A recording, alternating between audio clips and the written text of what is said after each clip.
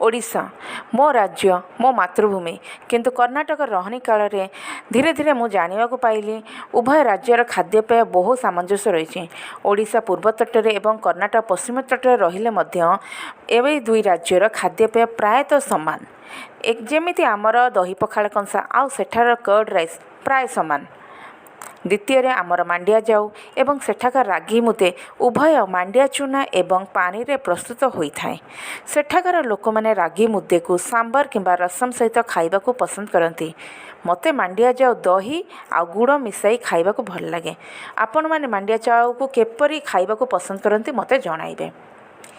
तृतीय आमर चितौ पिठा आउ सेठर नीर दोसा उभय नड़िया आ चाउल प्रस्तुत होता है। एमानकर आकार संपूर्ण अलग। चतुर्थ आम राज्यर डालमा एवं कर्नाटक सांबर प्राय सामान। सांबर सांबर पाउडर एवं तेंतुली मंड डालमा ठारू पृथक कर दिए। पंचम आम राज्यर खेचुड़ी एवं सेठाकर बिसिबेले भातर प्रस्तुति प्रणाली प्राय सामान। बिसिबेले भात रही सांबर पाउडर अथवा बिसिबेले भात पाउडर यह खेचुड़ी ठारू सामान्य पृथक कर दिए।